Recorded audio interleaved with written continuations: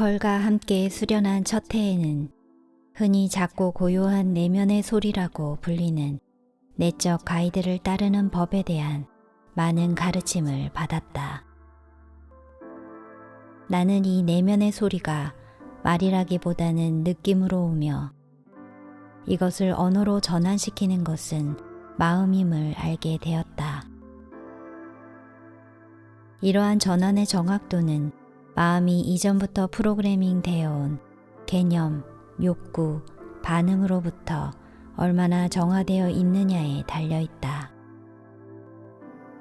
내면의 신적 현존은 언제나 기능하고 있으며 가장 사소한 단계에서조차 우리의 삶을 가이드해주고 있다.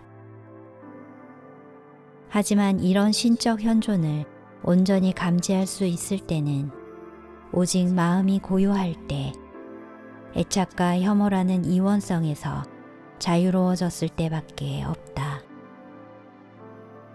내적 멈춤의 상태를 자각하지 못하면, 그리고 대사들의 의지와 하나인 신적 자아의 높은 의지에 순종하고 그것을 받아들이지 못하면 자신의 두려움과 욕망 사이에서 흔들리는 낮은 마음, 즉 에고적 마음에서 나오는 제잘거림만을 들을 수 있다.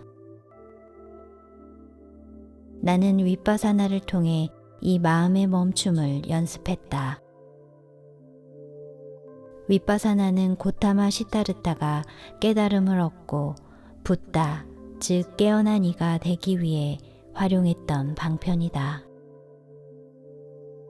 믿을 수 없을 정도로 간단한 이 수행 방편은 순수하게 호흡이 들어오고 나가는 것을 관찰하는 것, 그리고 그때 일어나는 의식의 확장을 관조하는 것에 기반을 두고 있다.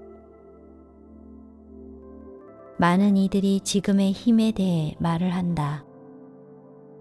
하지만 의식을 영원한 현재에 멈추게 해주고 그 안에서 살아갈 수 있게 해주는 것은 바로 윗바사나다. 이 기본적인 내적 자각의 단계를 성취하고 난 후에야 나는 베일 벗은 미스터리에서 세인트 저메인이 언급한 명상을 연습하기 시작했다. 이 명상법은 가슴에 있는 빛을 심상화하고 자기 자신이 모든 지각 있는 존재들을 축복하는 태양이 될 때까지 그 빛을 온몸의 세포로 확장시키는 것이다. 명상을 마칠 때는 자신의 모든 활동 속에서 그 빛의 주권과 권능을 현현시키기 위한 내적 확언을 반복한다. 그리고 감사의 말로 끝을 맺는다. 일상에 깨어있는 마음과 이 깊은 명상의 상태가 실제로 하나임을 깨닫게 되면 가슴에서 나오는 내적 가이드를 실수 없이 좀 더 온전히 인식할 수 있다. 나는 세인트 저메인이 나를 계속해서 시험하고 있다는 것을 알고 있었다. 그는 내가 내적 가이드를 더 잘 따를 수 있도록 가슴 속에서 느껴지는 상위자의 미묘한 충동과 낮은 에고적 마음의 큰 목소리를 분별할 수 있도록 하기 위해 나를 시험하고 있었다. 나는 그때 진정한 영적 전사로서의 덕성을 배우고 있었다. 이 덕성은 공격성이나 미리 짜놓은 계획에 따른 행동과는 아무 상관이 없었다. 그보다는 오히려 마음이 멈추는 공간 속에서 흔들림 없이 머무는 것, 그리고 바로 그 지점에서 자기 기만이라는 적을 베기 위해 분별하는 지혜의 검을 휘두르는 것이 영적 전사로서의 덕성이었다. 이렇게 미망으로부터 자유로워진 수행자는 어떠한 망설임, 흔들림, 의구심도 없이 그저 내적 비전이 이끄는 곳으로 따라갈 용기를 내야 한다. 이러한 내적 가이드는 종종 내게 아무런 경고도 없이 갑작스레 다가왔다. 때로는 이 내적 가이드가 느낌을 동반한 어떤 미묘한 생각에서 시작될 때도 있었는데, 이런 생각은 마침내 명확한 비전이 형성될 정도로 강렬해졌다. 하지만 나는 어떤 비전을 따라갈 용기를 내고 거기에 에너지를 쏟기 전에 먼저 내 의식이 지닌 선입견, 두려움, 의심에서 벗어날 필요가 있었다. 어떤 경우에는 시간이 흐르면서 그 비전이 점차 희미해지다가 사라져버렸다. 나중에 깨달은 것이지만 이는 그 비전이 내 낮은 에고적 자아에서 나온 비전이거나 다른 사람의 상념을 나 자신의 것이라 생각했기 때문이었다. 어느 일요일 아침, 나는 강한 내적 충동과 함께 잠에서 깼다. 이 내적 충동은 드라이브를 하고 싶다는 끈질긴 욕망의 형태로 나타났다. 사실 나는 요 며칠간 계속 북쪽으로 가고 싶다는 충동을 느끼고 있었기 때문에 잠에서 깼을 때 어제보다 더 강한 충동이 느껴졌어도 별로 놀랍진 않았다. 옷을 입고 차에 올라타자 차가 스스로 북쪽을 향해 운전하는 기분이었다. 나는 나의 신적 현존이 차를 운전하고 있다는 심상을 유지했다. 그러자 가슴에서 나를 가이드해주고 내게 활력을 주는 에너지가 나와 발과 손을 거쳐 핸들로 흘러들었다. 큰 길을 따라 내려가던 나는 오래됐지만 우아한 데븐포트 호텔에 도착했다. 아마 그 지역의 역사적인 건물 같았다. 체크인을 도와준 직원은 품위가 넘쳤고 호텔은 편안하면서도 우아한 분위기를 풍기고 있었다. 마치 상승대사의 은둔처에 들어가는 것을 허락받듯 나는 다시 한번 내가 올바른 장소를 찾았다는 것을 확인할 수 있었다. 화려하게 장식된 식당에서 훌륭한 저녁 만찬을 즐긴 후 나는 방으로 돌아와 욕조에 따뜻한 물을 채웠다. 그리고 욕조의 물을 보라색 불꽃으로 충전하기 위해 마음속으로 이렇게 말했다. 나는 지휘하고 명령하는 하나님의 현존으로서 나의 모든 불완전함을 녹여버리고 나를 I am 현존의 의식, 활동, 완전성으로 영원히 고양시켜주는 보라색 불꽃으로 이 물을 충전합니다. 그러자 놀랍게도 욕조 양쪽으로 보라색 빛이 은은하게 빛나면서 곧 방 전체로 퍼져나갔다. 빛으로 가득 찬 욕조에 들어가 보니 마치 샴페인처럼 물에서 거품이 보글보글 올라오고 있었다. 나는 내가 영적 진화에 있어서 중요한 전환점을 맞이했음을 감지할 수 있었다. 나는 이제 더 높아진 새로운 의식 단계로 대사들의 부름을 받았으며 다시는 그 밑으로 내려갈 수 없었다. 목욕을 마친 후 나는 재빨리 잘 준비를 마치고 침대에 앉았다. 그리고 잠들기 전까지 나 자신의 I am 하나님 현존에 대해 깊이 명상했다. 내 외적인 육체가 잠들자마자 나는 에테르체로 깨어났고 나를 기다리고 있던 백색 로브의 대사를 보았다. 그는 자신이 나를 로열 티톤에 있는 대사들의 운둔처로 데려가 줄 사자라고 말했다.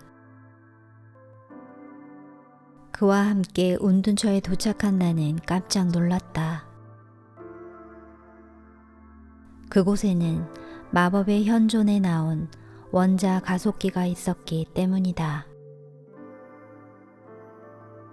대사들의 도움을 받는다면 왕자같이 생긴 그 장치는 개인의 진동수를 상승 상태까지 올려줄 수 있었다. 세인트 저메인과 다른 두 대사들은 운둔처에 도착한 나를 맞이해주면서 어떤 설명이나 준비도 없이 바로 순금제로 보이는 그 왕자로 나를 안내했다. 내게는 다음과 같은 지시가 내려졌다. 모든 생각으로부터 자유로운 상태로 편히 쉬라. 그리고 당신 존재의 중심으로 의식을 돌리라. 그 지시를 따른 나는 명상 중에 자주 연습했던 공 상태로 들어갔다. 황홀한 축복의 에너지가 내 몸을 지나가면서 모든 세포들을 생명의 빛으로 일깨웠다. 나는 내 뒤에 세인트 저메인이 서 있으며 그의 양옆에는 백색 로브를 입고 있는 이름 모를 두 대사가 서 있다는 것을 알아차렸다. 인간적인 자아에 대한 나의 집착이 순식간에 녹아내리고 있었다. 내재하신 신적 현존에 의식을 집중하라. 또다시 내적인 지시가 주어졌다.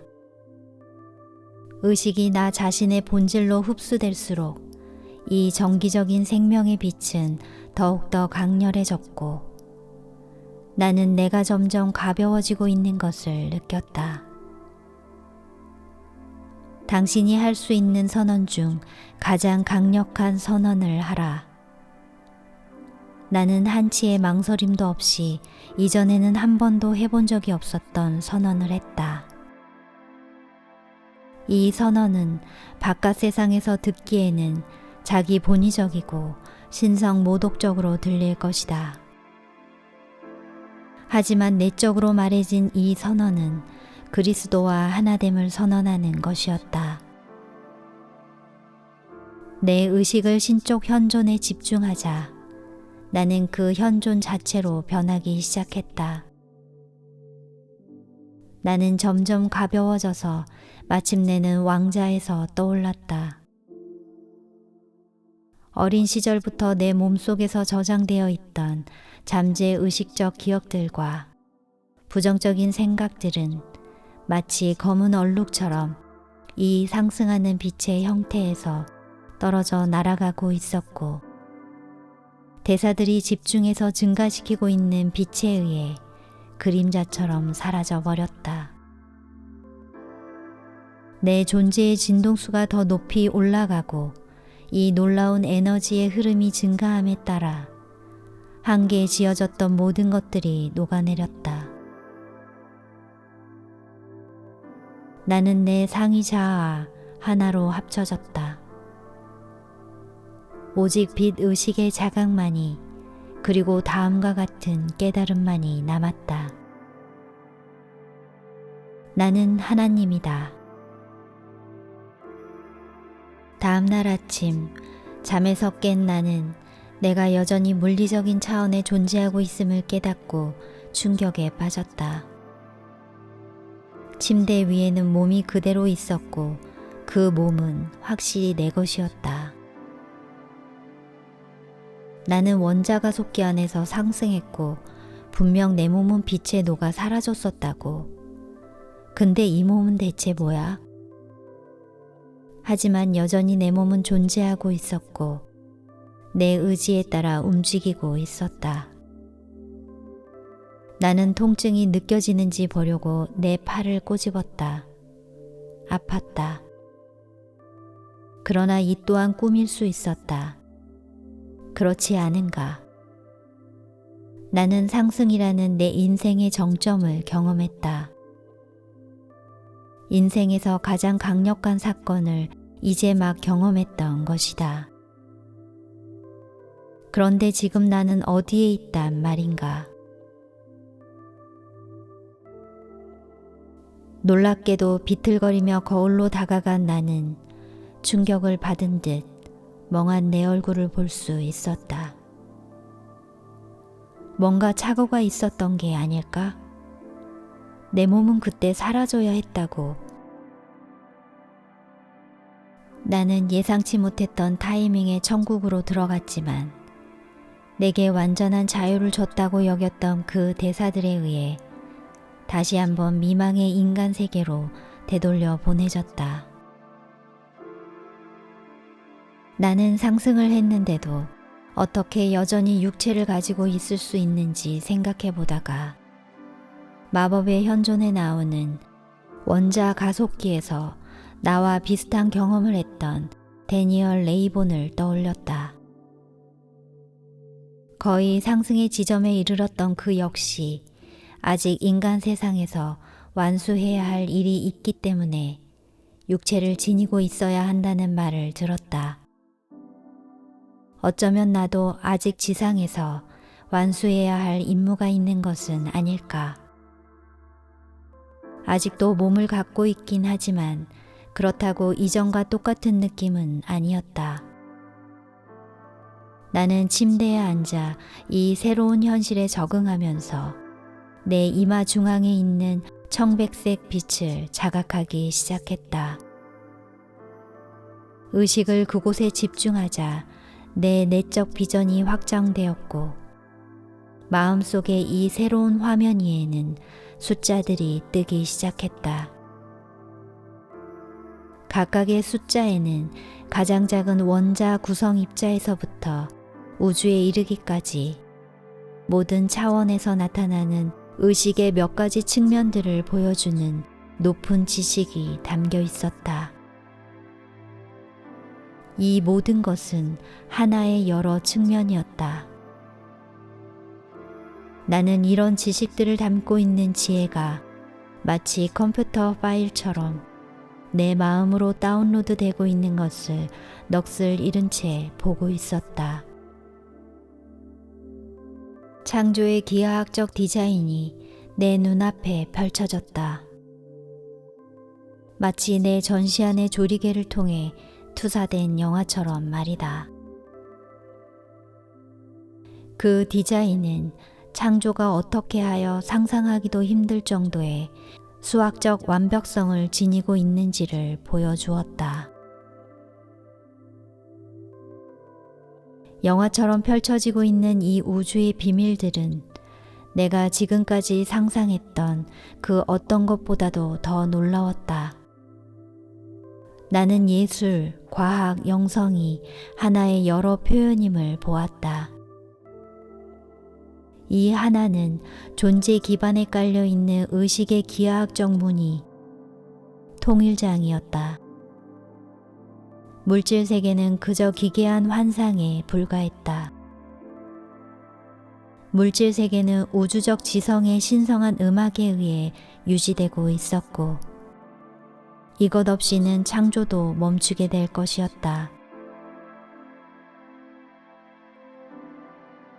비전이 느려지기 시작하면서 윌리엄 블레이크의 시 한 구절이 떠올랐다. 인식의 문이 깨끗해지면 모든 것이 있는 그대로 무한한 것으로 보인다. 나는 창조계 안에 나타나는 유한함 속에서 매 순간 이 무한성을 자각할 수 있음을, 신이 있지 않은 곳은 없다는 것을 깨달았다. 어떤 꿈이 진짜일까? 상승한 꿈이 진짜일까? 아니면 내가 물질적 몸으로 지구에 있다는 꿈이 진짜일까? 이 모든 꿈들은 언제쯤 사라질까? 나는 이 수수께끼들을 곰곰이 생각하면서 옷을 입고 아래에 있는 식당으로 내려갔다. 그리고 신선한 오렌지 착즙 주스와 함께 거창한 아침 식사를 주문했다. 식사를 마친 나는 화려한 로비에 앉아 다시 그곳의 정교한 디자인을 감상했다. 로비 디자인의 패턴들은 의식의 패턴, 즉 내 마음의 측면들과 똑같았다. 모든 것들이 서로 연결되어 있다는 이 깨달음에 압도된 나는 이제 떠날 때가 됐다는 것을 알고 자리에서 일어났다. 나는 내 존재의 위대한 근원이자 존속자인 I am 현존의 에너지를 느꼈다. 나를 휘감은 그 에너지는 내 몸의 모든 세포들을 강렬한 생명력으로 채워주었다. 다시 차를 탄 나는 동쪽으로 달렸다. 알 수 없는 것마저도 그저 받아들이니 극도의 행복감이 느껴졌다. 이것은 상념의 멈춤, 계획 없음이라는 텅 빈 지복 상태였다. 비록 내가 어디로 가고 있는지는 몰랐지만 모든 것은 믿을 수 없을 정도로 완벽해 보였다. 나는 완전 무결한 존재의 지복으로 나를 채워주는 이 신적 현존을 믿었다. 그래, 이것이 깨달음이구나. 나는 새로운 차원의 자각은 그 다음 단계의 서막에 불과하다는 것을 깨닫지 못한 채 이렇게 생각했다. 사실 다음 단계의 자각을 이루게 되면 그건 역시 궁극의 깨달음처럼 보일 것이다. 아무튼 그 당시 나는 확장된 의식, 그러니까 생각이나 판단 기준이 없는 의식의 지복을 느끼면서 목적지도 없이 뻥 뚫린 광활한 평야를 빠르게 달리고 있었다. 더없이 행복한 나에게는 아무런 할 일도 없었다.